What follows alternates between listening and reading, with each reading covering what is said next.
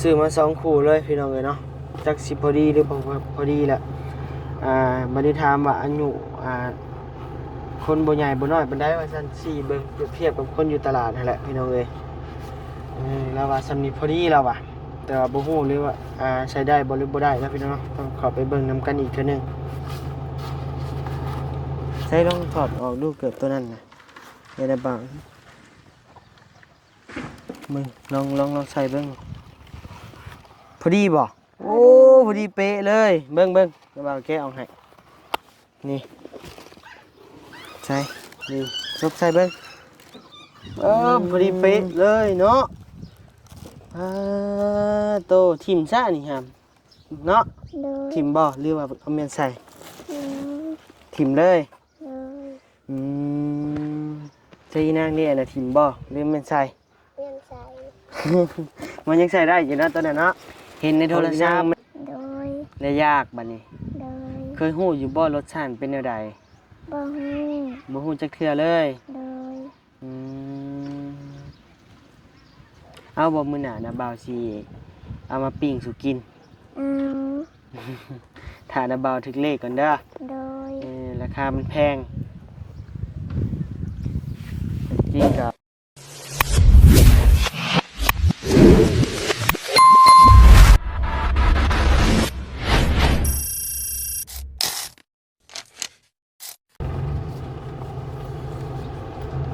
พี่น้องเลย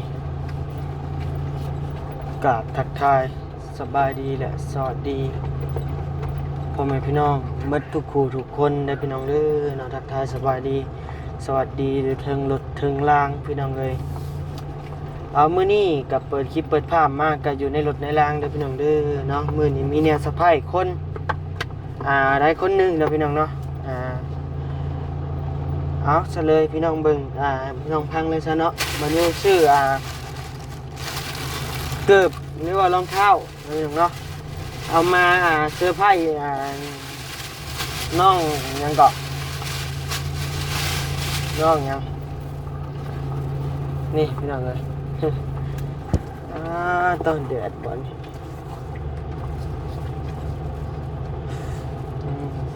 มัวเนาะพี่น้องเลยเอามาเซอร์ไพรส์น้องอยากซอง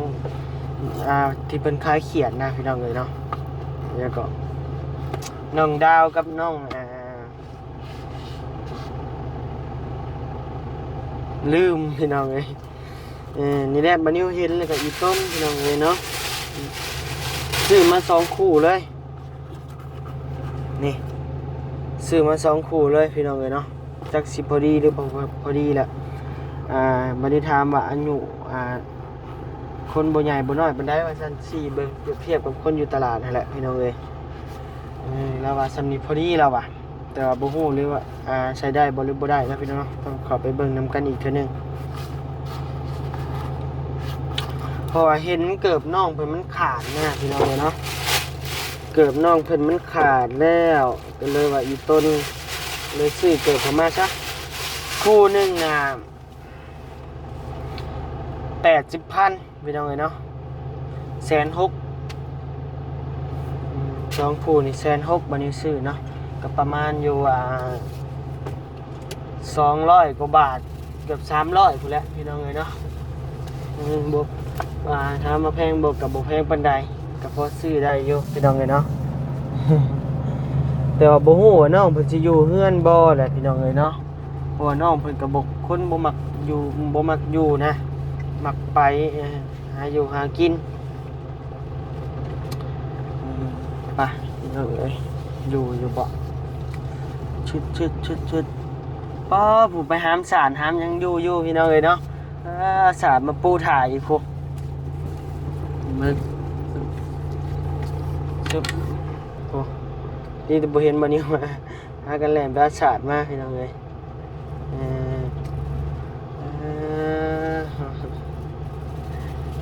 พี่น้องเอ้ยเดี๋ยวบันนี้หาเตรียมแผนเสื้อผ้าก่อนพี่น้องเอ้ยจะสิเสื้อผ้าแนวใดจะสิใส่หยังค คิดก่อนพี่น้องเลยเนาะโดยอืมต่อสบายดีเด้อ สบายดี อืมโดยเฮ็ดหยังพากันนั่งเฮ็ดหยังอ่ะนี่นั่งลีนพากันกินข้าวแล้วบ่กินกับหยังมื้อนี่กินกับปิ้งปลาผู้ใดไปหามาพ่อเฒ่าเอาเราไปใส่เลยซะมื้อนี่ เราไปตัดพื้น ตัดพื้นอืมเช้าและอันไห้นะ ดู ว่านนี่ไห้เนาะว่านนี่เนาะมื้อนี่บ่ไห้ติมื้อนี่ ดู อืม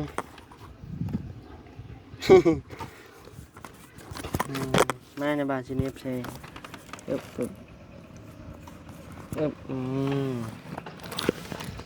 เอ้าผู้นี้ยังใส่เสื้อเก่าอยู่บ่คือบ่เปลี่ยนเครื่องบ่นางดวงดาวใส่เสื้อเก่าอยู่ไผเฮ็ดให้เสื้อนี่ไผซื้อให้บ่ เท้า ไม่เท่าเฮ็ด ดู เฮ็ดเองบ่หรือซื้อตำเองเลย โอ้โดยตำแพ้เองเลยกับไปยิบเอง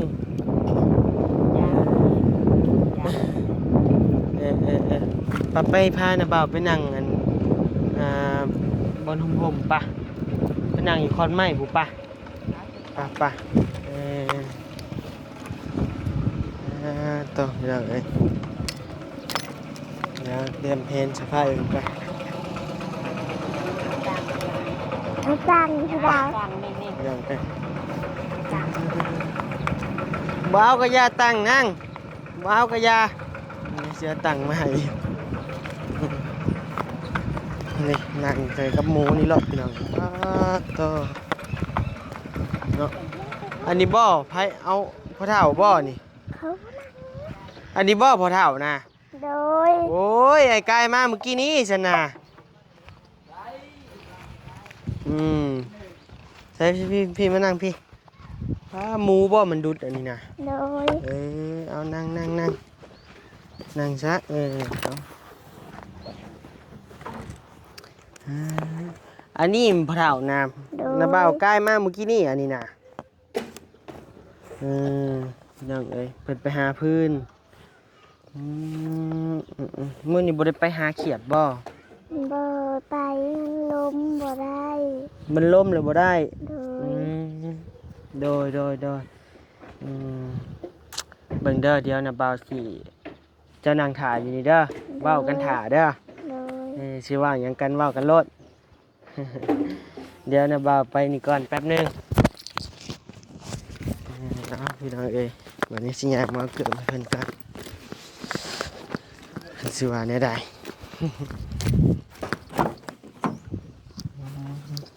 เดี๋ยวจะลงอยู่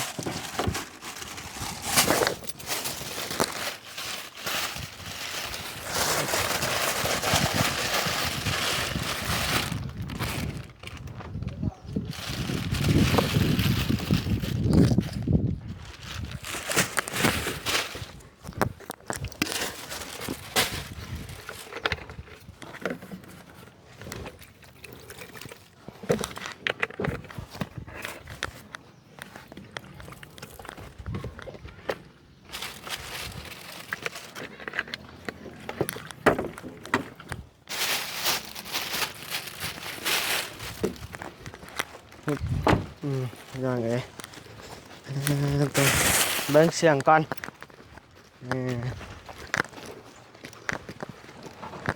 ฮู้บ่นะบ่าวเอายังมาให้ บ่มี ฮะ บ่มี เป็นเจ้าอยากได้หยังจ้ะบ่เจ้าอยากได้หยังมีแต่เฮือนไว้อีกนะแม่ จะไปเฮือน นี่เอานี่มาให้นี่ยังนี่ฮู้บ่ฮะหัวยังนี่ โดย เกือบ โดย ยิ้มหวานเลยบาดนี้พี่น้องเอ้ยจะใส่เกิบเบอร์หยังนางบ่ใส่ลองถอดออกดูเกิบตัวนั้นนะได้บ้างมึงลองใส่เบิ่งพอดีบ่โอ้พอดีเป๊ะเลยเบิ่งจะบ่าวแกะออกให้นี่ใส่นี่ซบใส่เบิ่งพอดีเลยพอดีงามเลยมักบ่ มาก มัก โดย ใส่อีนางเลยเด้ซั่นน่ะเบิ่ง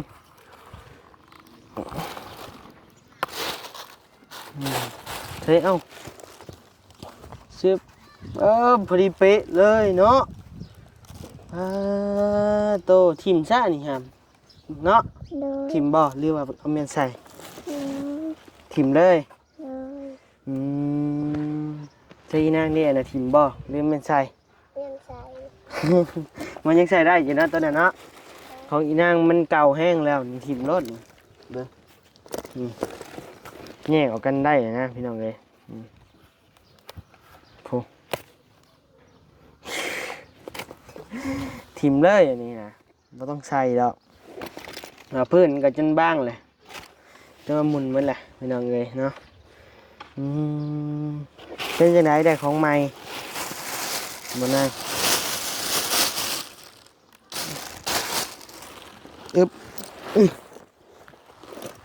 บ่งามบ่ใช้เบิ่งยืนเบิ่งดูใช้ยืนเบิ่งโอ้งามโตยังอันนี้น่ะเขาเอิ้นนี่ฮู้อยู่บ่ บ่ฮู้ โตคิตตี้เขาเอิ้นหัวคิตตี้พี่น้องเอ้ยอันนี้ก็เป็นเงินบ่นิวเองนะพี่น้องเนาะที่ว่าเห็นน้องเพิ่นใส่เกือบแบบนี้เลยก็อีต้นก็เลยว่าซื้อใหม่ให้เลยนะพี่น้องเนาะเป็นเงินส่วนตัวของบ่นิวเลยซื้อมานะพี่น้องเนาะเพราะว่าณตอนนี้ก็ยังบ่มีทางผู้ใหญ่เพิ่นยื่นมือเข้ามาสดมาซอยน้องเพิ่นนะพี่น้องเนาะบ่อาจสิถามแนวกินที่เจ้าอยากแรกๆเลยที่ว่ามักอยากกินนะอยากกินหยัง ยังก็ได้ บ่เนี่ยจะอยาก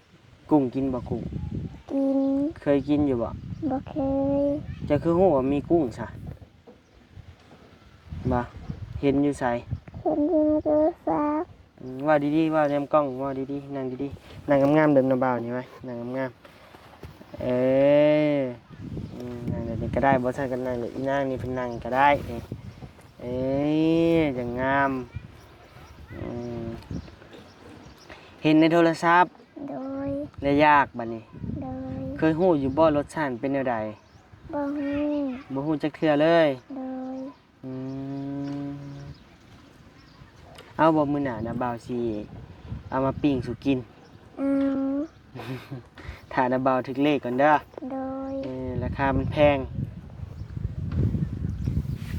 จริงกับบ่แพงบันไดนะพี่น้องเนาะก็แพงอยู่กันว่าซื้อมากินก็ได้โลหนึ่ง200กว่าบาทนี่บ่โลหนึ่งประมาณนี้แหละพี่น้องเอ้ย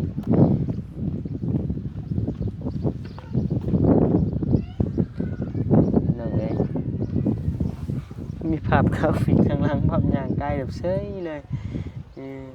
บ่หมูบ่หรือหมานี่ หมู มันคือจ่อยแท้บ่ กินบ่อิ่ม กินบ่อิ่มว่าดังๆแน่แต่บ่เกลือมันบ่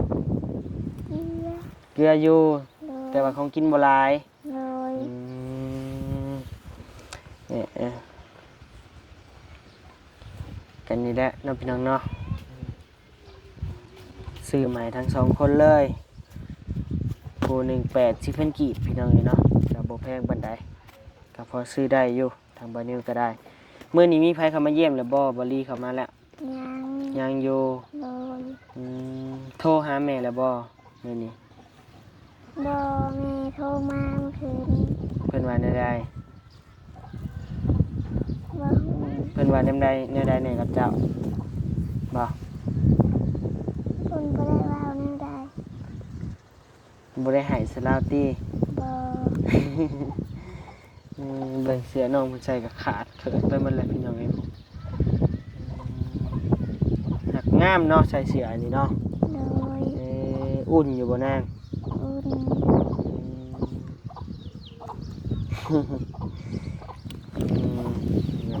ฮู้แล้วตัวเองจักปีฮู้เยอะ ลืมละ ว่าเจ้าจะฮู้อยู่ว่าตัวเองจักปีนางดาว โอ้โหดีจริง บ่ฮู้คือกันเออดีใจบ่เนี่ยบ่าวซื้อเกิดมาให้ ดีใจ ดีใจสำใดว่าดีใจได้เต้นให้เบิ่งหน่อยกว่าไว้เต้นให้เบิ่งหน่อย เต้นมาเป็น พอนก็ได้ตึงดึงๆนะไปลองเบิ่งดู พ่อเราอยากเป็นคนเดียวทิ้งพ่อเราเป็น ลองเต้นให้เบิ่งแหน่เหน็บมือนะตัดเด้อนางเด้อขี้เดียดเด้โอ้วันนั้นเป็นแง่กบแง่เครียด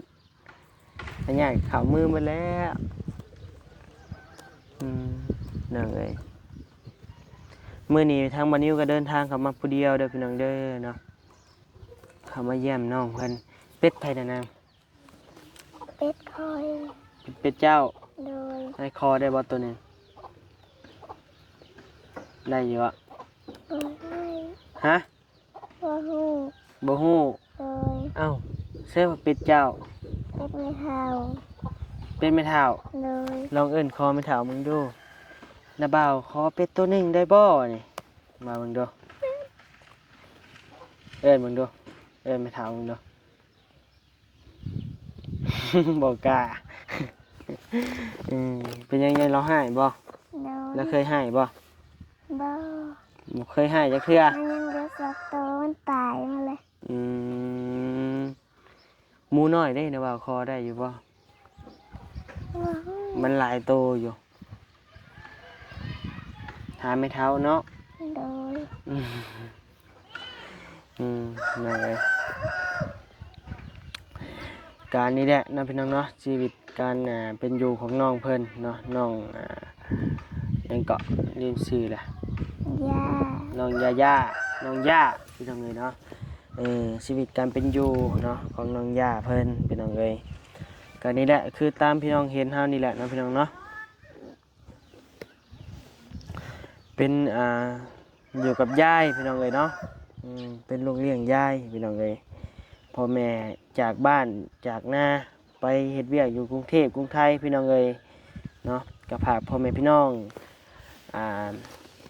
เบิ่งแย่งในเด้อพี่น้องเด้อเนาะทั้งน้องย่าเพิ่นเนาะพี่น้องเนาะฝากพ่อแม่พี่น้องพิจารณาเบิ่งแน่พี่น้องเอ้ยเห็นแล้วก็อีต้นได้บ่นิวพี่น้องเอ้ยเนาะก็เลยว่าต้องได้คิดเห็นแล้วก็แล่นเข้ามามื้อนี้พี่น้องเอ้ยเนาะซื้อเกิดมาฝากเพิ่นก่อนพี่น้องเอ้ยของกินอะไรอยากกินกุ้งบ่ โดย อยากกินกุ้งเสียดแนวใดกินคะแนนได้มา ว่าหู บ่ฮู้จะเห็นในโทรศัพท์เพิ่นเห็นแนวใดกินซะว่า มื้อนี้ก็บ่ปากว่าบ่เป็นหยังคือบ่ปาก พี่น้องเอ้ยน้องดาวจะอยากกินหยัง แล้วก็ขึ้นไปเลย อยากกินกุ้งคือเดียว โดย สิเฮ็ดแนวใดกินบัดมา พี่สิคิด ปิ้งกิน โดย ก้อยกินบ่ได้บ่ ว่าหู ก้อยแบบกุ้งอันนะฮะนะบ่ได้บ่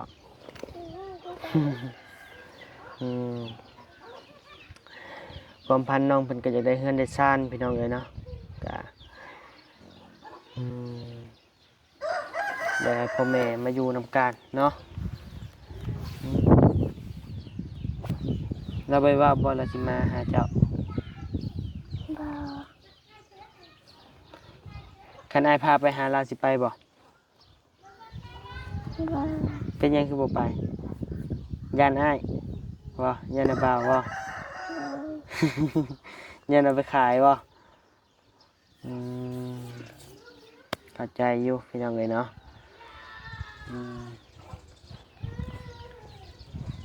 จักหน่อยอ้ายก็สิเมื่อป่าเลยเด้อ โดย มื้อแรงมีของกินแล้วบ่มื้อแรง ม ปลาเก่า ฮะ แรงสิต้องมี ต้มมี โดย เอาก็ไอ้คือได้ยินว่ากินน้ำปลากับข้าวแม่นบ่ บอกหนึ่งปลา ฮะ หนึ่งปลา หนึ่งปลา โดย กับต้มมี โดย คือว่ากินน้ำปลากับข้าวโอเคพี่น้องเอ้ยเนาะ